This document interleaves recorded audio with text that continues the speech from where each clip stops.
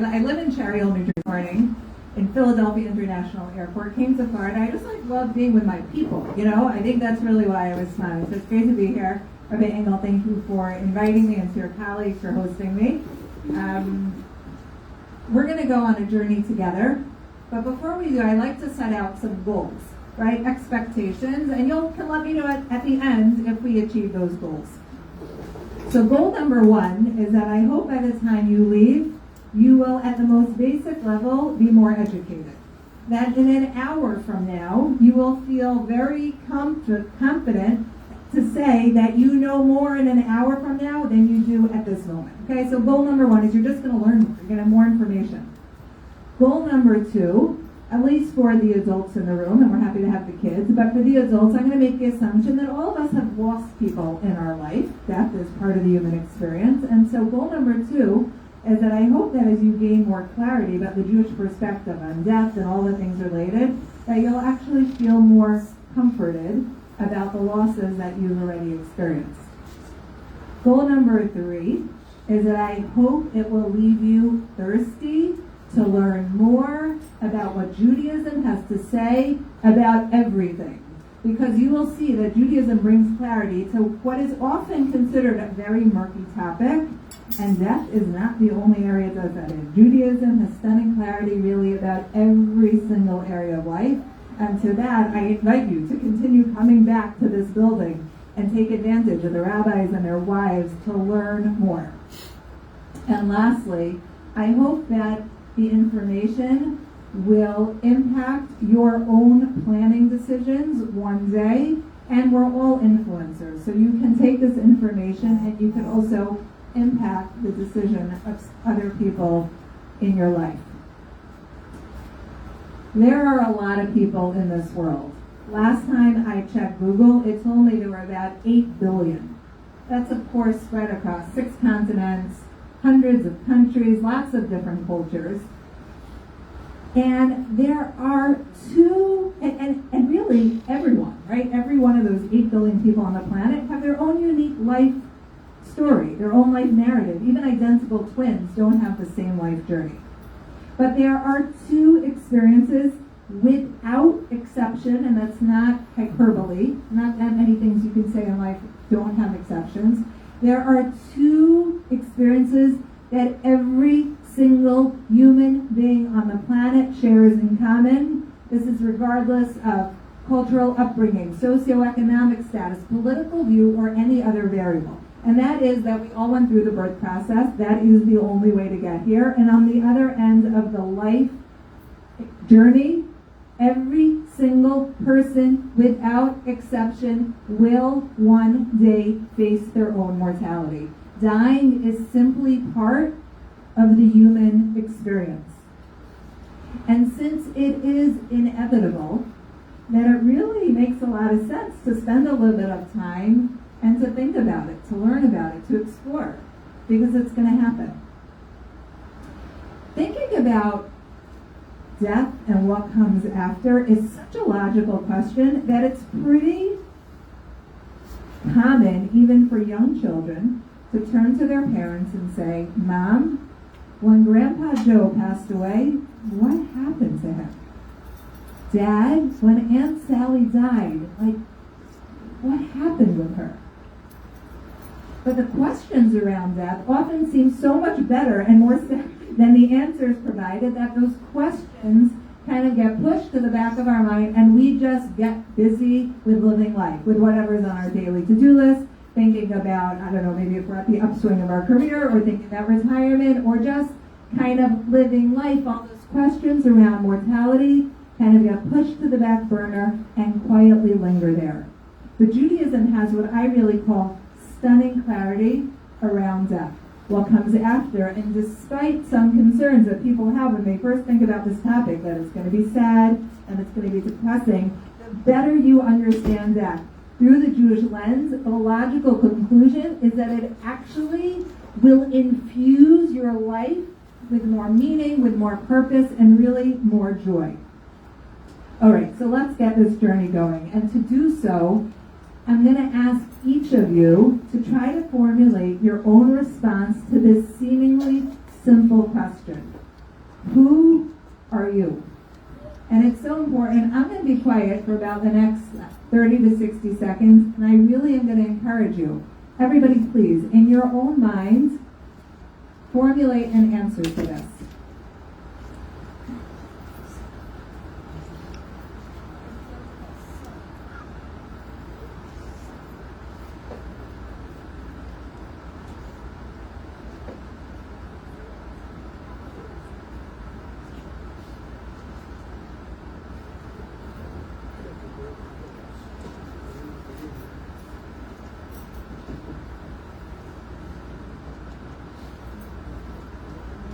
Give it another 10 seconds.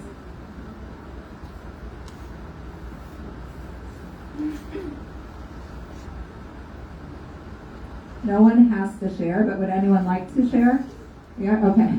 I like the enthusiasm. What's your name? Menzel Silver. You know, I met your dad there. Okay, Menzel, who are you? Okay, and besides that, is that the extent of your answer? It's Menzel Silverberg. Okay. Anyone else? Yeah. What's your name? Carol. I'm a wife, a mother, a sister, a friend, and a woman. Beautiful, thank you. You heard all that, right? Anyone else? We'll take just one more adult. Yeah. And a client. Okay. What's your name? It's Miriam Light. I think of it as a soul trying to do the best for Hashem while I'm on this earth, bring as much holiness as they can. Okay. Very elevated. Very light here. Okay, so I've asked this question to probably at this point thousands of people, and I have found that generally there are three variables that tend to come up in most people's answers. Now, of course, there's always outliers, but very often, and this will depend on the stage and phase of life that people are, but very often people reflect on kind of what their occupation is. Imagine you go to a party, an event, you meet someone for the first time, you exchange names, and very often it'll launch into, like, what do you do for a living, right? So I'm a fill in the blank, right? I'm a teacher, I'm a doctor, I'm a retired marketer, right? And maybe even if it's not what you did, it's what you used to do. Just like very often people, when they think about themselves, they'll think about what they spend many of their waking hours doing. They'll reflect on their occupation, or their past occupation, maybe they're a volunteer, how they spend a lot of their waking hours. Second variable, and I would say this is by far the most common, probably 75 to 80% of people, when they think about who they are, they think about their relations. So Carol, I think actually every single one of your responses is all about your relationships, right? So Carol is a mother, a sister, a grandmother, a friend, a wife. So it's who Carol is vis-a-vis other people. Give me a thumbs up if you did the exercise and answered this, if relationships or maybe occupation came up in your response. Give me a thumbs up if it was for you. Okay, it's in it. You gotta get a job, Mendel. You did. Okay, and the third one, which actually came up for Carol. Carol said she is a woman. That's obviously a physical characteristic. But for a lot of people, this doesn't come up right away. If I only give you 60 seconds. Our physical being just seems like very, very intrinsic to who we are. And I'm going to challenge every one of these. So occupation. So Janet, can I pick on you just because you came over to introduce yourself? So this is Janet. And Janet used to be a dental hygienist. She didn't like the field, and then she became a marketer in home health care, and now she is constantly trying to retire. Now, Janet, just because your career changed, do you feel like you intrinsically changed? Or are you still you? You're enjoying life better. But I'm saying, you probably feel like, yeah, you're you, even when you used to do this and now this. I'll just share with you my own background. My own background is in the field of medicine. I've been a nurse for over 25 years. Worked in hospitals. I worked as an adult geriatric nurse practitioner in primary care. In 2020, I left the field of medicine to get involved in this type of education. Is there something? My daily schedule looks very different, right? I'm here talking to you instead of in an office with a list of patients. But I have haven't changed. I'm still me, even though my occupation is different. Most people who are working have an aspiration that one day they will no longer be working, right? Pandemics, technology, obviously disrupts industries. People change jobs. They're still who they are. Relationships change over the course of a lifetime. I'm going to use the example of marriage just because it's such a primary relationship and one that's usually, is one by choice. So I had the opportunity several months ago to visit a woman in my neighborhood whose husband passed away. They had been married for 6 decades. 6 years. It was a woman in her 80s. And it's a very, very significant loss. Practically, emotionally, financially. But I say that she is a different person because she's no longer married, because she's no longer a spouse. No, a lot of adjustments, but she is who she is. Many people go through divorce. You go through a divorce. You used to be a husband, a wife, now you're not. Have you intrinsically changed at your core? Most people will say no. You can think about every human relationship in your life over the course of a lifetime. It will change. Physical. So if you're over the age of 40, you know that our bodies change, right? Before I came here earlier this afternoon, I was in an assisted living, and I would say, maybe a solid third of the people there had assistive devices, right? Walkers. Go back a couple decades, they didn't have assistive, devices. Bodies change over the course of a lifetime. It's simply part of the aging process. This is such an important point that I'm going to share the following ridiculous example just to bring it up. I want you to imagine you wake up tomorrow morning, you go to the bathroom to wash up, you wash your hands, you stick your hands under the faucet, splash some water on your face, look up into the mirror, and you notice that magically, overnight, you underwent a painless face transplant. And so instead of your reflecting back at you, you see your next door neighbor's face. Now, depending on how you feel about your own face and depending on how you feel about your next door neighbor's face, you may smile or you may grimace. But the point is that until you looked in the mirror, whatever was going on internally was the same. So if you were excited about your day, if you were anxious about your day, if you were kind of blah about your day, whatever thoughts, emotions, choices, all of that was the same. It was only when you looked into the mirror that you were clued in that something pretty drastic physically had changed. And so the question is, if all these factors, which are important parts of our life, I'm not trying to diminish them, right? But if how we spend our waking hours changes, if our relationships change, if our physical body changes, if any of those variables changes, even in very dramatic ways, would you still be you? At your core, at your essence, would you still be you? I see a lot of people nodding. And so then the question is, who are you really at the most essential level? So what Judaism says is that who you are at the most essential level is the part of you that makes choices. It's the part of you that decides to give or to withhold, decides to be selfish or to be selfless. It's the part of you that shudders when you hear about an act of just depravity, and it's a part of you that feels a little hope and a bounce in your step when you read about or hear about someone who did something that was incredibly selfless. The Hebrew term loosely translated is an neshama, a soul. That at our core or at our essence, and every human being has is a soul. What is a soul? A soul is a spiritual entity, a piece of the divine. We're going to see in a couple slides the Jewish source for this. It's not just me talking, right? A spiritual entity embedded within every single human being on the planet. But there's a problem. A soul is a spiritual entity, and we definitely live in a physical world. So if I were to toss up this clicker, I know with certainty that it's going to come down, because we live in a world of physics and gravity. If I was chopping vegetables to make a salad, and my hand slips and cuts my finger, I may bleed. We live in a physical world. So how does a spiritual entity function in a physical world. It can't by itself. It requires a body. I'm blessed to be the mother of 5 sons. No daughters, just daughter-in-laws, which, by the way, is a great deal because you get a daughter without having to deal with middle or high school. So if you could arrange it, I recommend it. But I have spent many, many years in my house hearing about cars. So my kids have taught me that a very powerful car motor is something called a V8 twin turbo engine, apparently.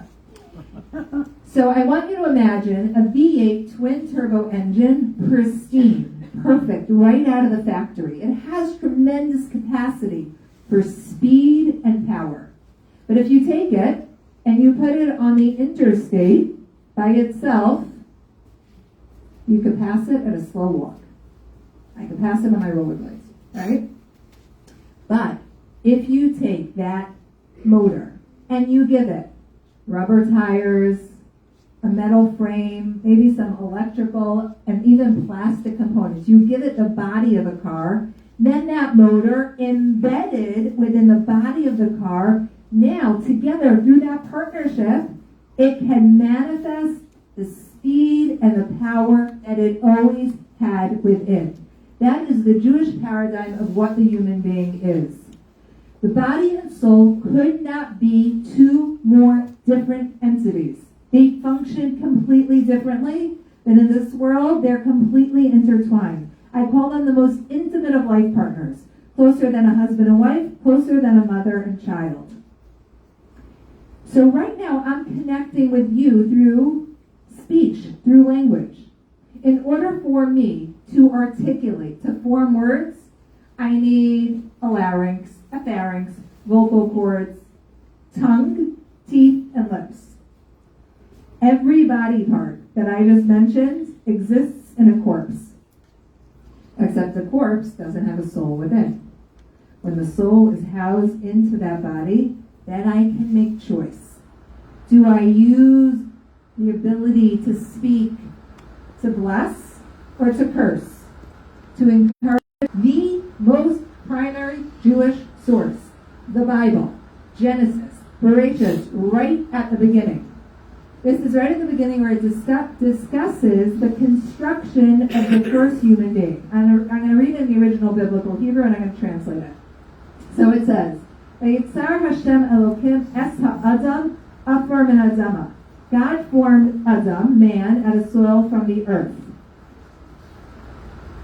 Adam, in English they call it Adam, but the proper pronunciation from the Torah, from the Bible, is actually Adam.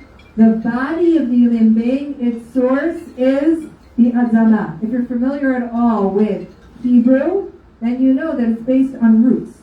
The root of the word of earth, Adamah, is Adam. The source of the human body is the earth. Okay. Vayipach bi'apav nishmas chayim, vayihi ha'adam la'nefesh chaya. He, referring to God, blew into his, referring to Adam's nostrils, a living soul, and man became a living soul. 2-step process. The body formed from the earth, that's its source. The soul, its source, the divine. I like to use analogies when discussing concepts because I find it makes the learning process better. So here's my first analogy. I have a balloon here. It's just a cheap latex balloon, probably from the dollar store, and it has a body, right? And it's very weak, this latex body. And watch what happens.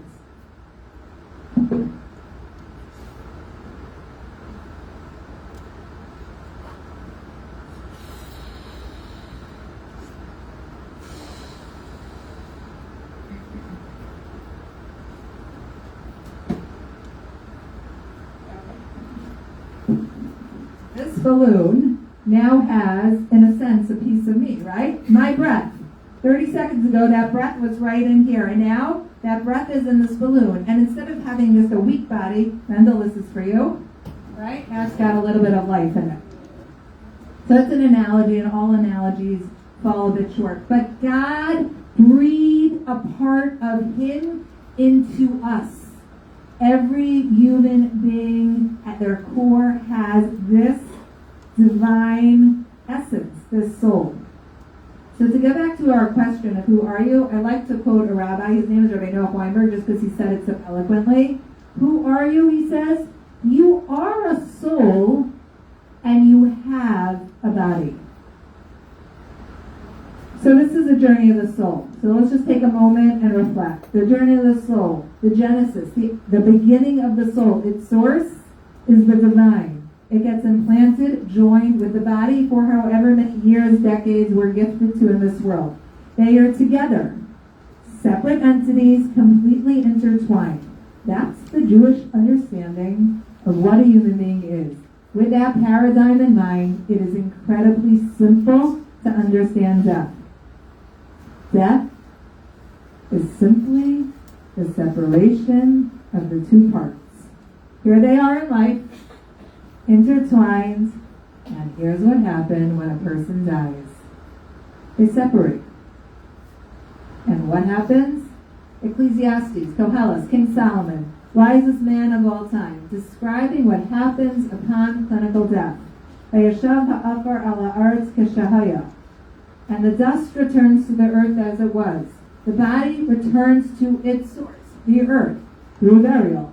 V'haruach tashuv el Elokim asher nasan. It's the same word we saw in Genesis, referring to the soul. And the spirit returns to God who gave it. Together in life, separate in death, they each return to their source. Body to the earth through burial, the soul goes on.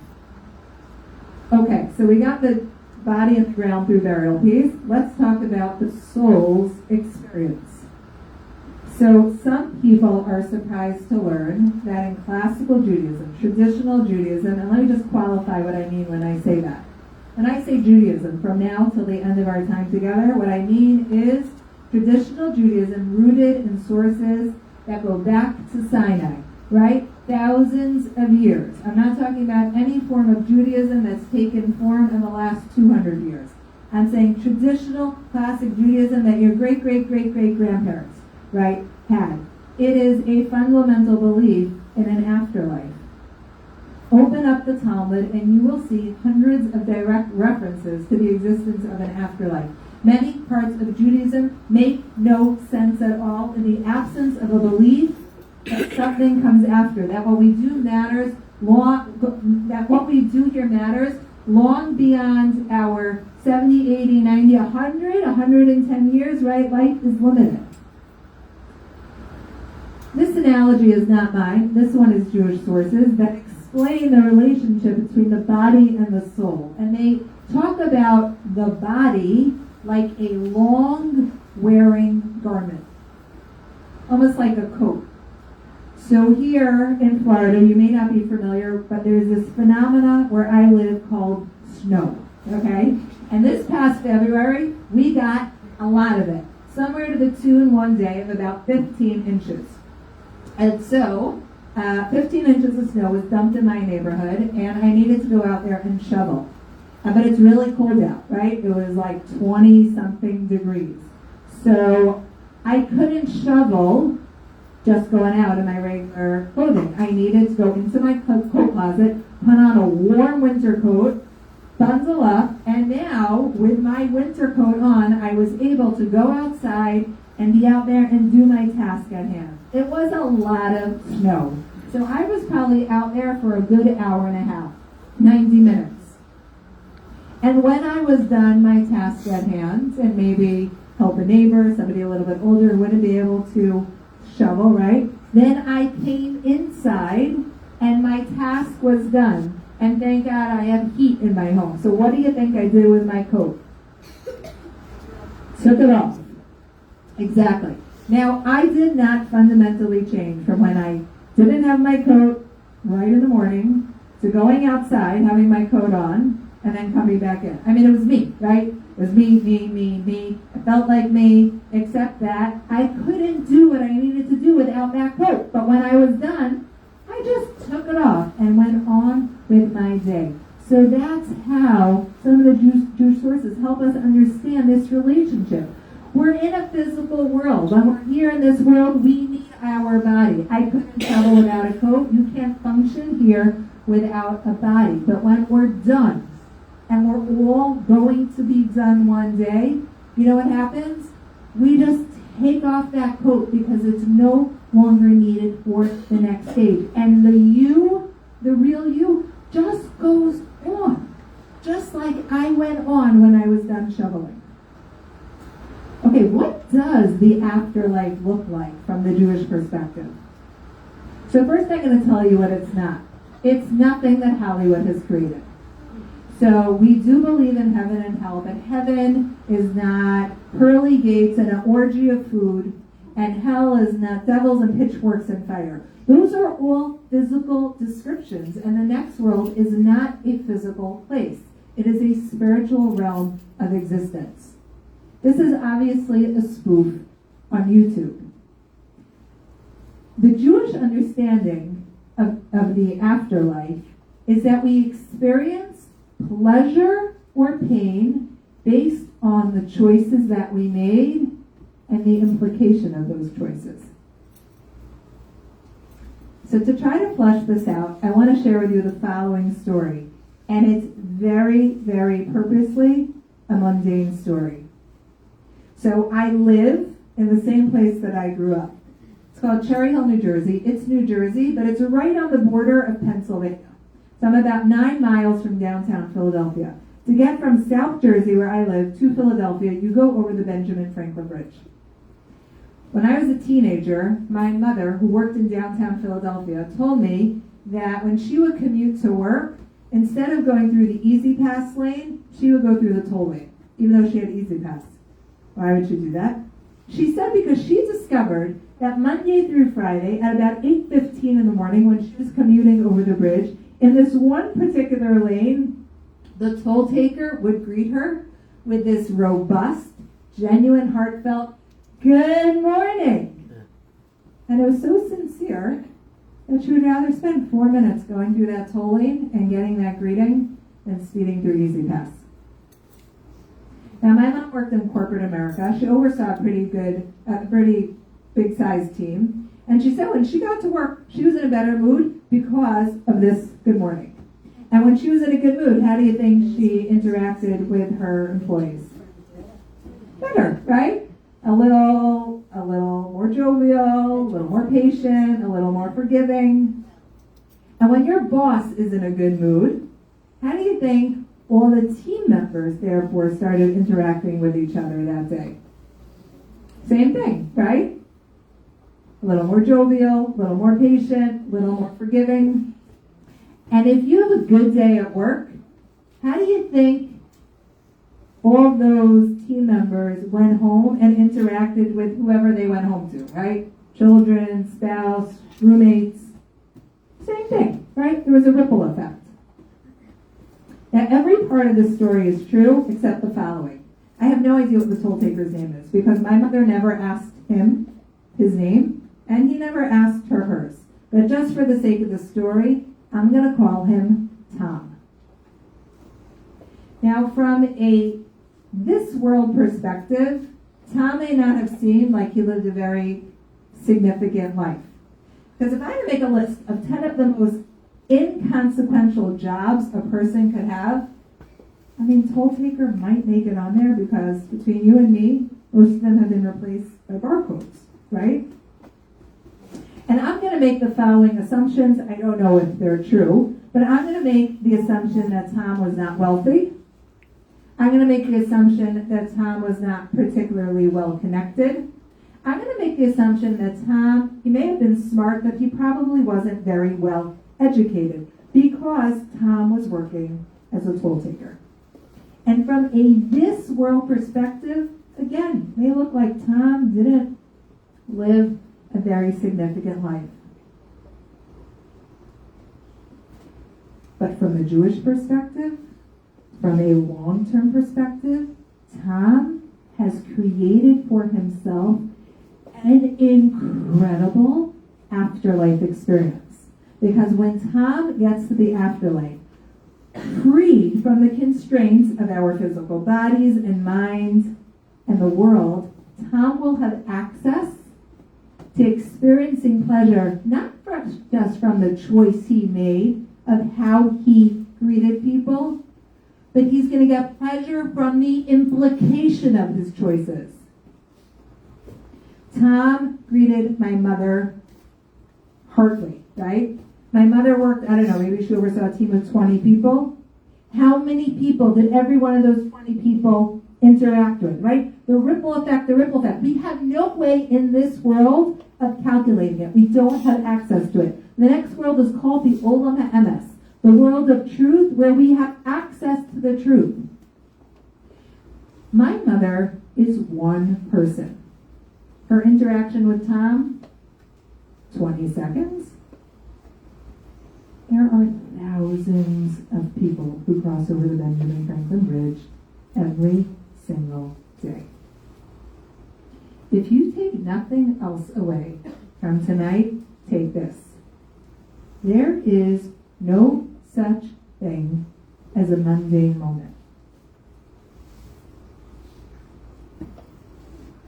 Because every moment of life, we are each scripting our own eternity experience.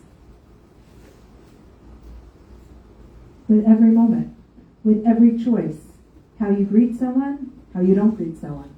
Did you let him put tefillin on you? Did you say the bracha after him? Did you try to do one more thing? Were you a little bit more selfish or selfless? It's yours forever. This world is really limited. I looked it up. The average lifespan of the average man, American male, is somewhere like 79 point something. Women, we're doing a little better. It's about 83 point something. Let's say you go to a nursing home, right? You can find someone today who's 100. But how much is 100 compared to eternity? Let's talk about hell for a moment. We do believe in hell. But again, it's nothing that, Dante's Inferno depicts.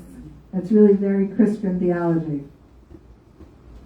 Two of the most painful experiences that a person can experience, or emotions I should say, are shame and regret.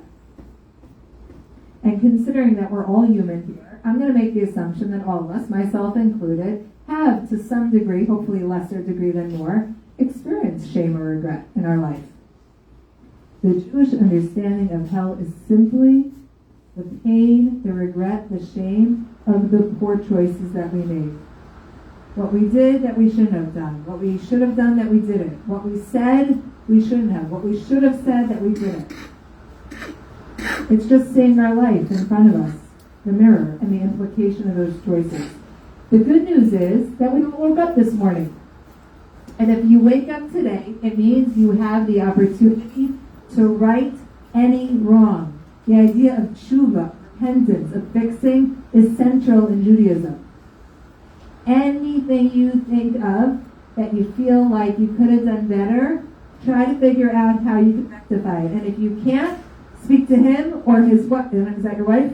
Okay, his wife or the other rabbi, and they will help you figure out a method. As long as we're alive, there's opportunity. Okay, if you thought belief in an afterlife amongst Judaism was a little surprising, then put on your seatbelt, because this one shocks a lot of people. But it is a fundamental belief in traditional Judaism in resurrection of the dead. First, I'm going to tell you what it's not.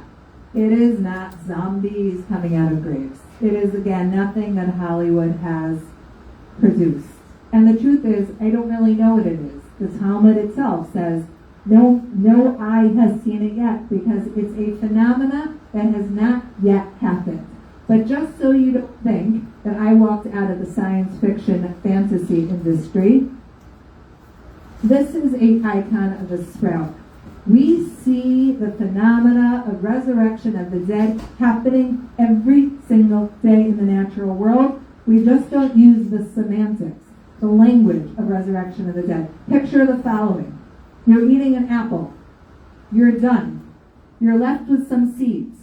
You take a single apple seed and you bury it in the ground. We just don't usually call it burying. We call it planting. Picture planting, picture burying. It is the same process. Okay, so we plant or we bury a seed in the ground. If you had a little GoPro camera, what you would witness is you would witness that seed decompose. I am choosing my words very purposely. And if the elements were right, if there is enough sunlight and oxygen and water, come back a few weeks or a few months later and you may very well see a sprout. Come back years later and you may see an apple tree. In your mind, picture an apple seed next to a full-grown apple tree. They don't look like third cousins twice removed. And it doesn't make the 6 o'clock news. Do you know why? Because that's how every single apple tree came to be. We're just used to it. We see this phenomena. You plant something in the earth, and over time, it has the capacity to grow into another form. Resurrection of the dead is not just our body as it is coming back out. That's not what it is. You could have a whole class on it, but just in a nutshell, it's really the body and the soul almost being reconstituted, coming together again the way they were during the time of during the Garden of Eden. Learn the story again, not like you learned it when you were 5 years old, right? It is incredibly deep, but basically it is the elevation of the material. In Judaism, we don't run away from the material. We don't run away from the physical. We elevate the physical. We bring in Shabbos. We don't bring in Shabbos on a cup of apple juice. We bring in Shabbos on a cup of wine. We take the physical, and when we use it in the way God directs it, we elevate it. Intimacy between a man and woman. In Hebrew, it's called kedushin, kadosh, sanctity. We're not into celibacy. We are into taking the world and using it and elevating it in the context, in terms of intimacy. It's in a committed marriage. So the idea of the body and the soul coming together again, it's something that has not happened yet, but it is the soul elevating the body, the two coming together. A lot to learn about and understand. I don't have all the answers, but the reason I share it is because returning the body to the earth is incredibly important in Judaism, not just because it's a mitzvah, which we'll get to, in the most gentle and respectful way and in line with the natural world, because we need it for the future. Earth is a medium of growth. From the Jewish lens, burial is actually a planting for the future. Okay, so let's just do a recap, right?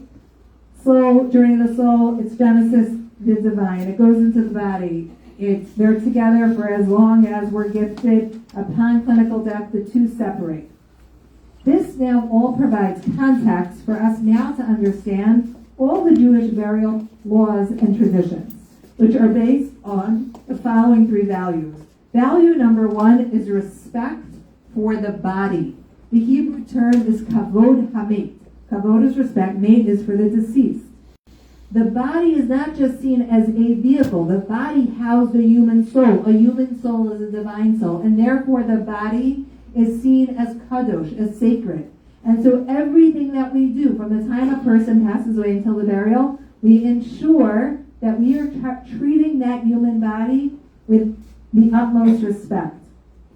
Value number 2 is sensitivity. Listen carefully, because I don't want you to miss the nuance here.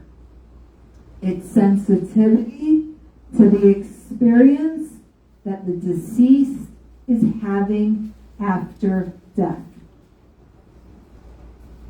Nothing physical lasts forever, including human bodies. Bodies die.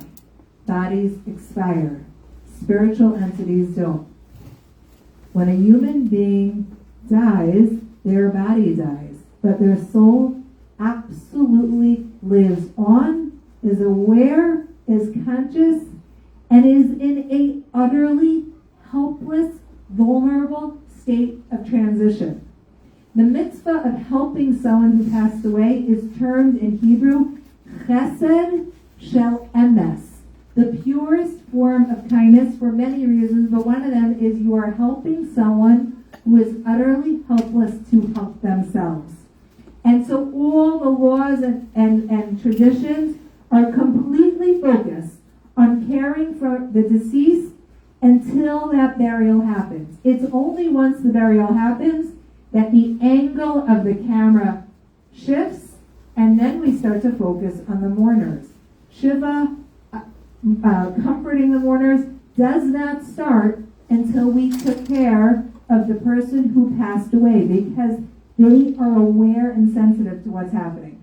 And the third value is we do everything possible to hasten the body's return to the earth. That's why you may know Jews try to bury as quickly as possible. It's not just trying to bury as quickly as possible, it's also trying to allow that body to naturally decompose and become one with the earth as naturally and quickly as possible. So having as few barriers as possible.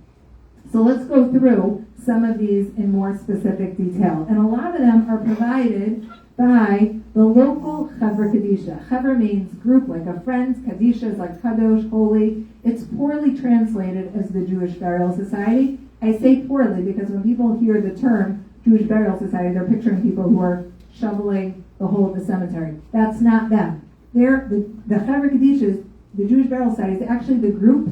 They're almost always volunteers of Jews in every community throughout the world who volunteer to prepare a fellow Jew for burial. Okay, and the first, kind of in the order from when someone passes away, is this idea of shvira, that from the time of clinical death until the burial, we don't leave that body alone. Again, the paradigm we're working under is that the deceased is aware, sensitive to how its partner, its most intimate partner that it was together with 70, 80, 90, 100 years, is being treated. And so the sources talk about that if we would just leave it alone, it's like treating the body like it's an empty vessel. Like you're no longer beating, so it's being disregarded. So it brings comfort to the deceased to have someone there. What does this practically look like? This is what it could look like. Let's say someone passes away in a hospice on a Sunday, and they're being buried Monday afternoon. Pretty quick, right? Maybe 24 hours later. So in the hospice, there are people who work there. Doctors, nurses, aides. They're transferred to a funeral home. There are people who work in the funeral home. But what happens Sunday night? People in the funeral home, they're going home to bed. So the idea of shvira is that we arrange that somebody, it could be a family member, but more often than not, it's not, is in the same building, under the same roof. There's a custom for them to say psalms, but the most important function of that shomer, of that person, is simply their presence, to bring comfort to the deceased. Okay, Tahara. This is the core service of every Chevra Kadisha. Every Jewish, again, it's a poor translation, burial society, like I said. Any Jewish community of any reasonable size throughout the world has a Chevra Kadisha. I've been a volunteer for the Chevra Kadisha for about 18 years. So when I describe to you what happens, I'm telling you this as someone who's been doing this for a long time. Women care for women, men care for men. There's a women's team and a men's team, so I'm only going to be using female language because I've only done this on a female. The first step, usually we work in teams of 4, so there are 4 of us, and the first step is we remove anything unnatural. We're trying to return her to the most natural state, like the way she came into the world. So if there's bandages, tape, makeup, nail polish, it's all removed. Then we wash her. Modesty is maintained throughout. So when we're washing her shoulder, we uncover her shoulder, and then we cover it back up. When we're washing her legs, we uncover her legs, and then we cover it back up. Wash her. So she's literally clean, physically clean. Then there's the spiritual preparation.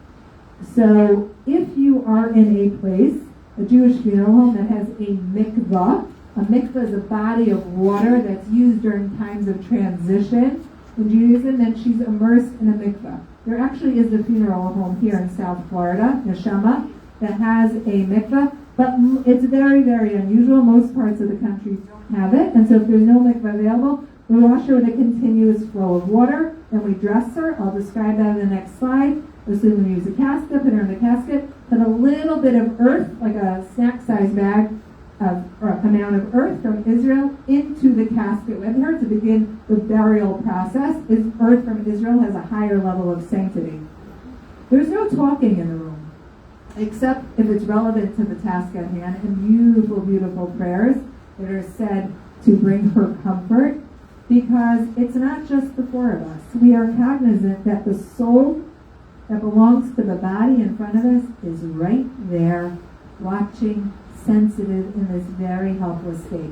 We actually ask her at the end of the Tahara for forgiveness. It's called Mechila. If there was anything we did that could have been a little more gentler, a little bit quieter. And I'll just share with you two observations in contrast to my medical background. So I've had the opportunity to be in many operating rooms. And you might not want to hear this, but a lot of surgeries, like they're very standard, right? They're being done over and over and over again. The patients, the patients put out under anesthesia. I mean, the radio might be on. Again, I don't want to hear this. People are playing music. They're talking about the score of last night's game. They're talking about their weekend plans. There's nothing like that there. There is a sense of sanctity in that room. About 24 years ago, I was working as a labor and delivery nurse. And so I got to be one of those, they call this baby catchers. Like the nurse who caught the baby when they emerge into this world. And when babies are born, they're not actually that clean. So there's blood, there's body fluids, and our job was, of course, priority number one is make sure the baby is stable. But once those APGAR scores were good, next what we would do is we would very quickly sponge bath that baby so the baby was clean, diaper the baby, swaddle the baby, and get that baby back to his or her mama as quickly as possible. And I was awestruck when I witnessed the very first time I observed the Sahara about the parallels. And I mentioned this not so long ago to a colleague of mine, a rabbi, and he showed me this inside a Jewish source. That's really how the Jewish approach is. To very much care for people at the end of their life in the same way. Shrouds, tachricha. How do Jews dress a fellow Jew for burial? So when people hear the English word shrouds, sometimes what comes to mind is they think a big sheet, like a toga is wrapped around a person. That is not at all what Jewish shrouds are. They are a complete set of clothing. They're a pair of pants that are sealed at the bottom so the feet don't stick through, a shirt, a long overshirt, a belt, a head and a face covering. They're all white, which symbolizes purity. They are always made, or should be made, out of an all-natural fiber. Most typically linen, which has a lot of significance in Jewish mysticism. If it's not linen, then cotton, sometimes muslin. Again, we want it natural.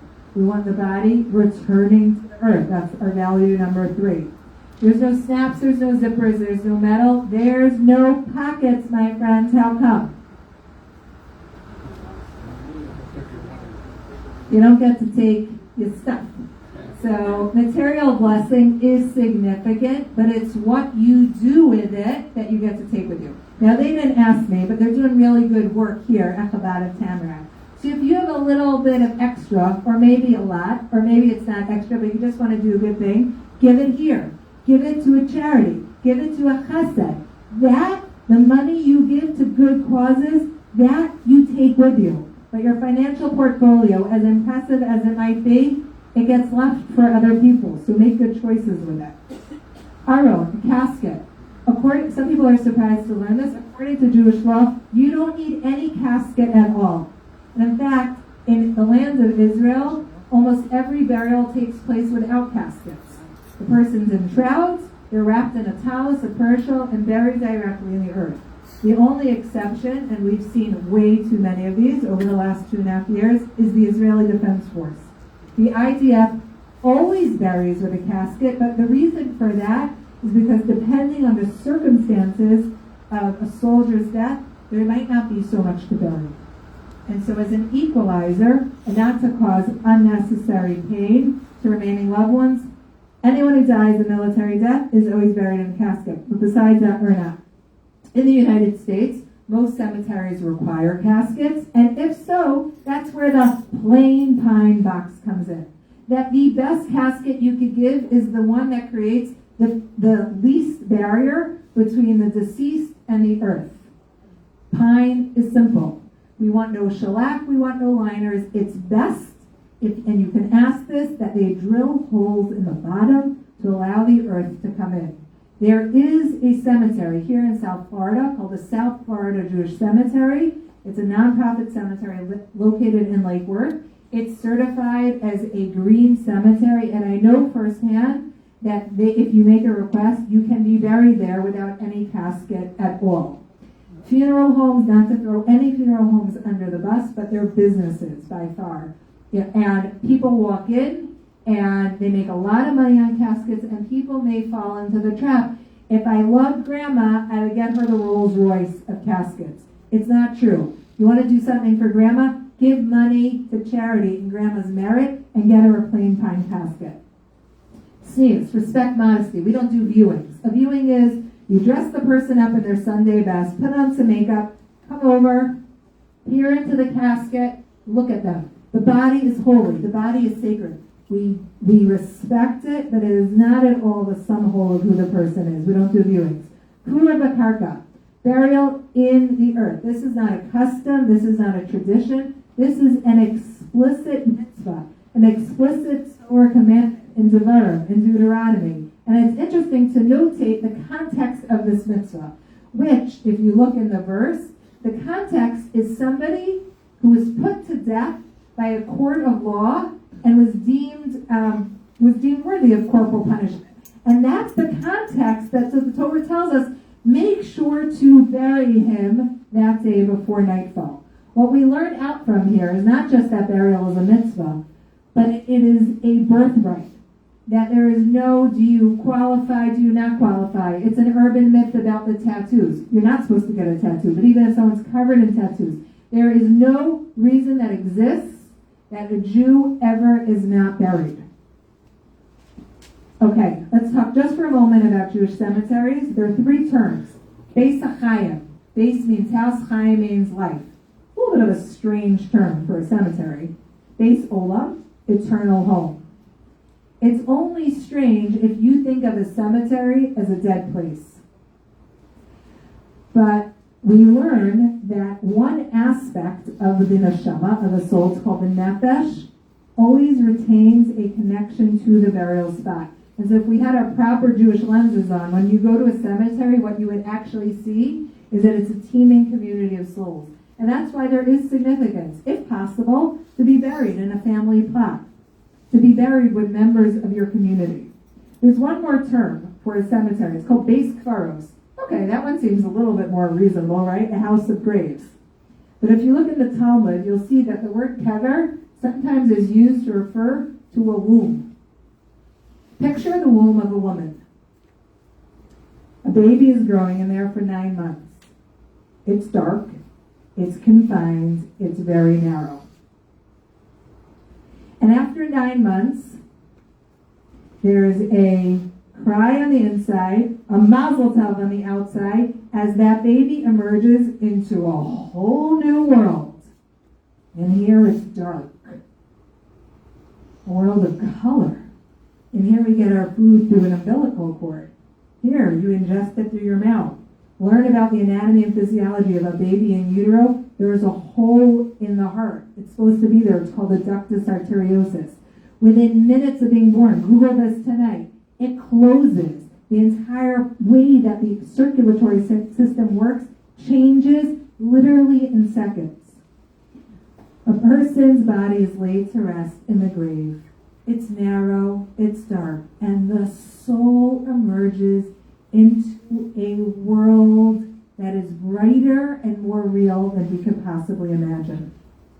Okay, I'm going to spend just a few moments, and then we're going to wrap up, talking about burial versus cremation. And the reason I'm talking about it is because over the last 15 years, cremation has become incredibly commonplace within the Jewish community. The number one reason it's become so commonplace amongst Jews is because most Americans today, amongst the general population, are cremated. And as a whole, we're very acculturated and influenced by those around us. Also, most Jewish funeral homes are businesses. And if someone wants cremation and they're Jewish, they'll say, sure, here's an urn with a Magen David. But there's no historical precedence for cremation outside of what enemies have done to us. That being said, because it is so prevalent, 70% of Americans today are cremated, that I'm going to assume that some of you listening to me right now have people who you loved in your life who were cremated. And so I want to give a very, very important disclaimer. Just as I do a little bit of comparing and contrasting burial versus cremation, I'm going to already ask forgiveness if anything I'm sharing brings up any feelings of pain or guilt. That is not the purpose. The purpose is only to inform future decision making. My oldest child is 24. I wish I knew 24 years ago what I know about parenting now. But we make the best decisions that we can with the information that we have at the time. I wish I bought Apple stock back then as well. We do the best we can. Bodies are cremated, souls are not. If this brings up anything for you, by all means, please contact me. I'll share my email. You can also speak to the rabbis about ways that you can still bring comfort and merit to anyone you know and loved who may have been cremated. Okay, it's a little hard to see with the lighting and everything, but this is a picture of a Torah scroll. We're wrapping up. We probably have about 5 minutes left. The Torah scroll is probably the holiest object in Judaism, but it's a thing, and nothing lasts forever. Not human bodies, not Torah scrolls. So when a Torah scroll can no longer be used, you know what we do with it? We bury it, right? We don't throw it into the recycling can. We definitely don't burn it, because we bury things that are holy. A Torah scroll is holier. A human being is infinitely more holy than any Torah scroll. I had the opportunity a few years ago. I got permission from a crematoria operator, actually down here in West Palm Beach. He let me come in with a filmmaker and film the process of cremation. And the reason that we did that is we found that there's a cognitive disconnect. When people think very often about cremation, they think somebody passing away, and then they jump to sprinkling the ashes in some beautiful spot in nature, or having it made into a locket that you can wear around your chest, or an urn nearby. And they're not necessarily thinking about how the body is actually treated. So here's how it's treated. I'm going to go fast because, it's a little bit sensitive. The body is put into an oven. It's about 1,600 to 2,000 degrees. Takes about 2.5 hours for the average body to burn. It's not quiet. It doesn't smell good. What's left is extraordinarily charred bone. It is literally swept out with a broom. It's put into a second machine that pulverizes it down to ash.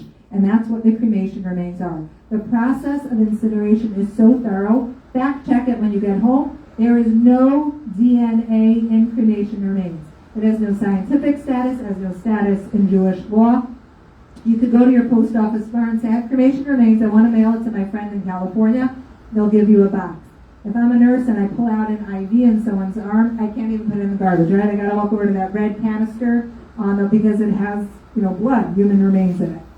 Okay, I described in great detail how we care for someone who passed away.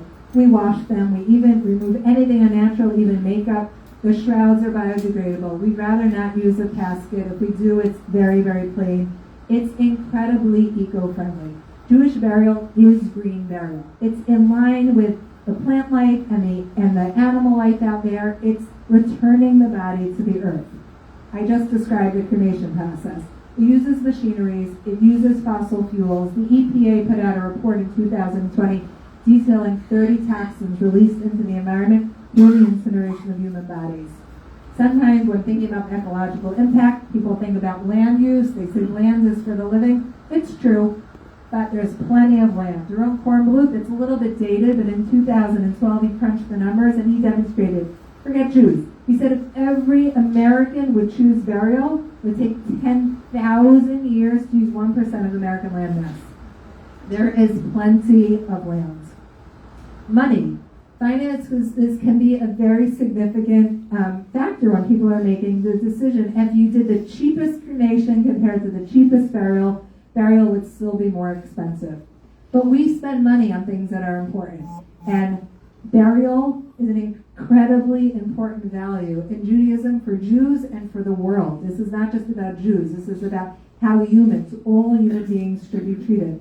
That being said, if you know yourself or you know someone who's considering cremation, assure them that I have never, ever once been involved in a case, and we get contacted by people around the world, of a Jew who wanted burial but didn't get one because they couldn't afford it. Because almost every community has resources, and if that community doesn't have resources, we'll get them to a community that does.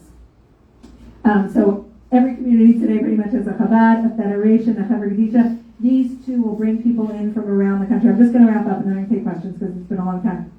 Okay. If it's important that people document their wishes. I actually brought with me a few forms for the state of Florida, but they are available on a website.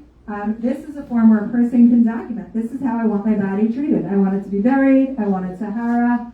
And it has nothing to do with assets. It has nothing to do with a will. It doesn't have to go through probate. It's very important, though, that if this form is filled out, that it's given to people. So if it sits in someone's drawer and they didn't give it to their kids, their nieces and nephews, the rabbi, whoever, no one knows about it, it's not very helpful. Here's a sample of the form. Okay, let's just do a review. We're done. Our bodies die, but our souls, the real us, lives forever. Let's think about Tom. Every moment of life, every choice, every word, every decision, my friends, you're scripting your own eternity experience. Make it a good one. Burial is every Jew's right. We don't bet. It could be a Jew who makes sure to eat a ham sandwich on Yom Kippur, which I do not recommend, but we will still bury them. And it's really, really, really kind. I can tell you firsthand, from being a volunteer in that room, you cannot find a kinder, more gentle treatment to the human body, to the experience of the soul, and to the planet.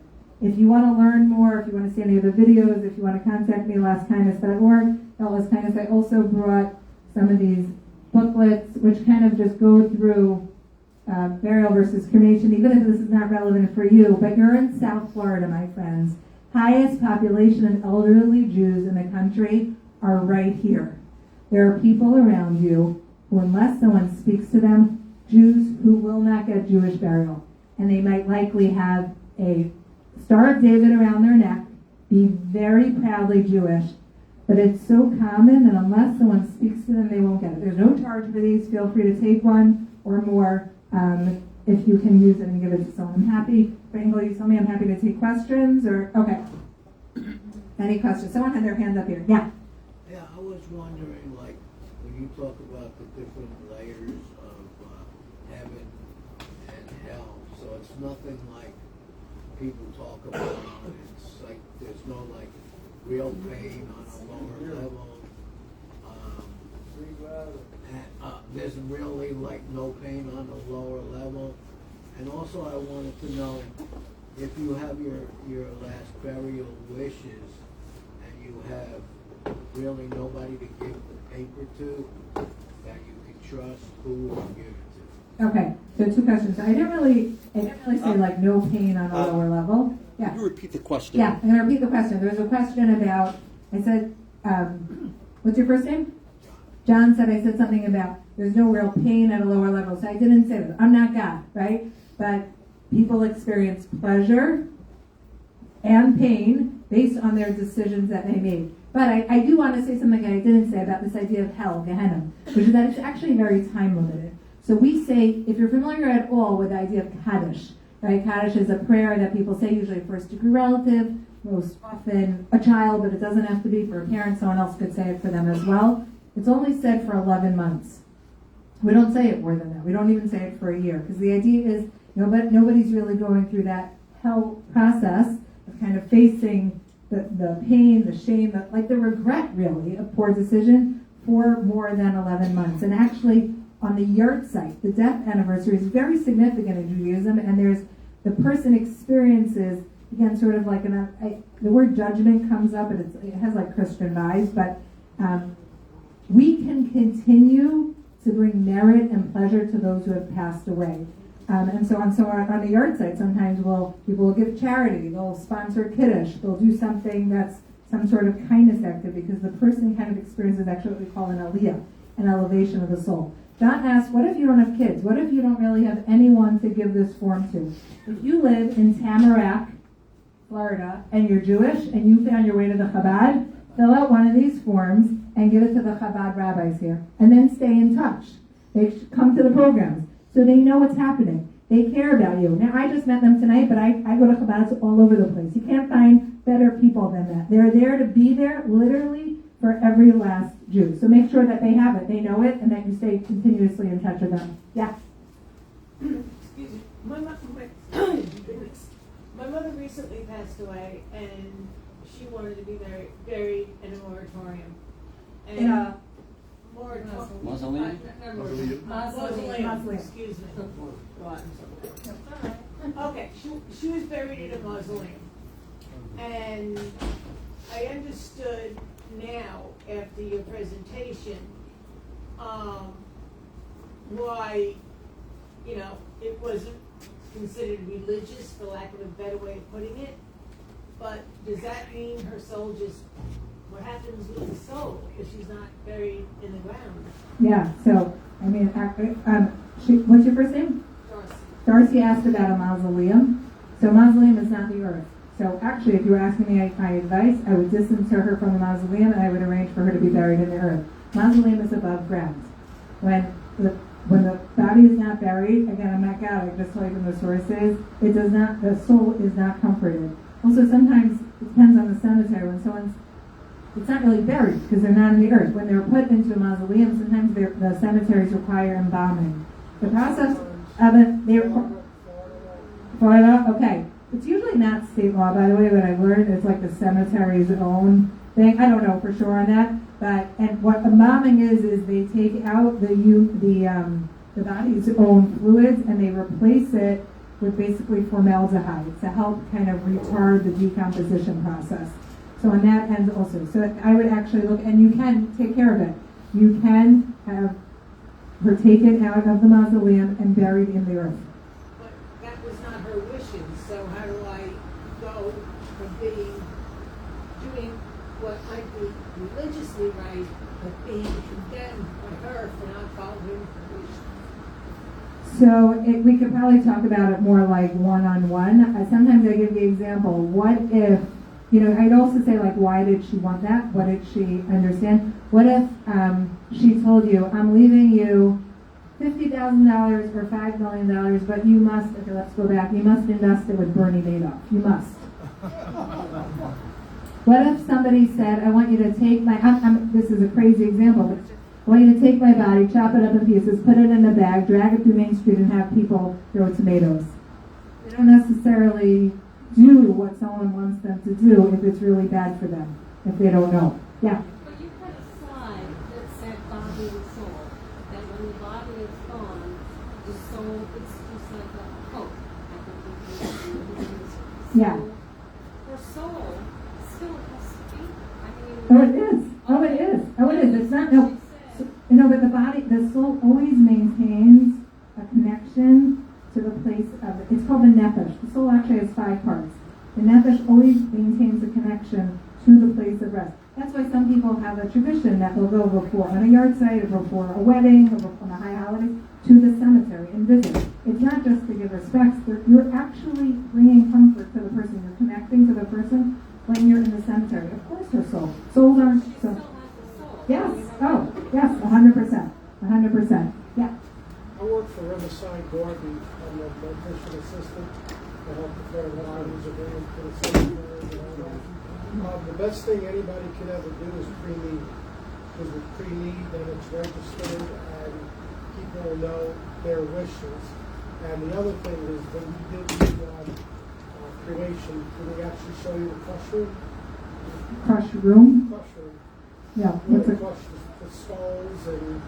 So when I saw it, they did that in the crematorium. They did that in the oven. They basically opened it. There's a rake. They kind of smash it down. I'm talking when they take the skull out and turn it to a room and crush it and grind it. No. Show you that. No, I did not see that. That's unfortunately the sadness is the skull comes out complete, goes into. He's a mortician, so he's telling you goes this on the into side. another room and it's hit with hammers and grinders and becomes dust, and then that gets put in the bag with all the remains. And of course, any medical device, of course, gets Yeah, and sometimes I skip that, but they'll cut out a pacemaker because it can ruin the medical machine. device like a knee or whatever. But it's actually barbaric because they have to crush all the bones and put them into big grinders, and it's really not a pretty thing. So they never show you. No, I didn't see They that. never show you the rake and. I just wanted to say, I have a pre-need in a Jewish cemetery, a Jewish funeral. It's all arranged. But when you mention the soul and the earth, it made me think about a friend of mine who was cremated. Jewish. Cremated. Where is his soul still with God? In the sense that Yeah, I breathed mean, like, life, right? yeah, but going back to that analogy, right? Okay. yes, but I'll tell you, I can't tell you what exactly happens to the soul of someone who's cremated. It definitely, we know that anything we do that is not incredibly sensitive brings pain to the person. That's why even at the end of a tahara, every single tahara, every chaver gedish in the world asks forgiveness when we're done preparing her or man preparing him. What if I wasn't as gentle as possible in someone's very fragile skin? Right? To that level. There's a source that talks about until the body gets laid to rest, that they call it a soul is sort of being bounced around. Like that idea of like laid to rest is definitely like a Jewish concept. That when you lay the body to rest in the ground, it brings comfort to the soul. So I hear my alarm going off, so I'm gonna just turn that off. And we'll take 2 more questions and then I'll stick around. Okay, I'll go that. I'll stick around if anyone has any one-on-one. Yeah. Yeah, so to ask about pacemakers, so in the Tahara room, we don't touch anything internally. Anything's internally, it gets left in. Let's say there'd be something out, like let's say someone had a catheter, right? The catheter would get pulled, or a dialysis port, so we'll take that out. But anything that's replacing a body part, let's say someone has a glass eye, or a prosthetic, we leave that in. But he's a mortician. Dignity Memorial. They don't know that when someone's cremated, different places are probably different. They take out any of that stuff. I know they'll take out a pacemaker. They explode in the machine. So they actually cut them out because it's really bad for the machine. I'll take one more question and then, okay, yeah. My father chose to be buried in a plain coffin in Latin tribe. In the Jewish burial, such as but as you said, the body's supposed to be returned to the soil. But was the procedure turned on its head because they require in Florida, because of the water table, they require basically vault Yeah. to be placed in, which separates the soil from the Yeah, it doesn't separate the soul from the body, but Florida has a very high water table. Florida is not the only place. Many cemeteries will require, don't believe them when they tell you it's a state requirement. It's almost never a state requirement. It's usually a cemetery's own requirement. But some of them will require a concrete, they call it a vault or a liner, where there's literally concrete, right, water table, right? It is a problem. You don't want the body in water. It also benefits the cemetery because if they're having tractors coming in to dig holes, that's a lot of weight. Over time, that disrupts the ground, which makes the monuments less stable. So ideally, if someone is shopping around for a cemetery, and I recommend that you do, you don't need to lose your local cemetery.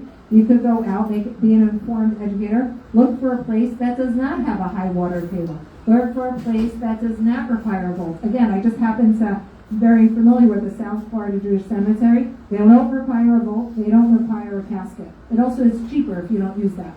Okay, I think maybe we'll hold it, and I'm going to stick around. Come over to me personally. Yeah. A very big thank you to Yael for a beautiful presentation. She managed to take a topic which I think most people think of gloomy and something you don't want to speak about, talk about, and really put I want to say a joyous, but it's more of an upbeat way of looking at it, more of a way of a comforting way of looking at it. We just came from Shabbos Nachamu. Yesterday, the Shabbos of Comfort. We're in the month of comfort. Menachem of the month of comfort. And I think this brings a lot of comfort. I do want to mention, although she did bring that there's many organizations, obviously, over here at Chabad, both myself, Rabbi Engel, if anyone, whether for themselves or for someone they know, for whatever reason, cannot afford or thinking of not doing a Jewish burial because of finances, contact me, contact Rabbi Engel. And again, every single Jew should be able to have that proper respect, that proper dignity in going forward, having their soul going forward. I do want to mention, before everyone is able to come up and ask questions or there's more food out, I want to mention something very exciting, which also has to do with the soul. Because we believe just like every single person has a soul, every soul has a connection to the Torah. And therefore, God willing, and this is really my first time I told a few people, but for announcing it, God willing, we are starting to write our very first own community Torah. And we had someone who wants to dedicate it, and the project is going to be starting in 2 weeks. 2 weeks from today, 2 weeks on Sunday. I believe August 9th in the morning, we're going to be having a scribe coming to start that Torah, and everyone's going to be invited to join and write a letter. Get both at the start and at the end, which will be around a half year later. So that's going to be something which, again, put that in your calendar. There'll be more details coming out. I'll be sending out an email. I'll be sending out more information. But again, that is something which to look forward to. So again, 2 weeks, God willing, we'll be starting our very own community Torah. Again, a very big thank you to Yael. This is Davidowitz. And a very big thank you to every single person for joining us here today. Again, there's me for now, and this is Davidowitz is here to answer any questions or give out any booklets. Thank you, Rabbi Engel, for partnering together with us and putting this beautiful program together. Thank you all.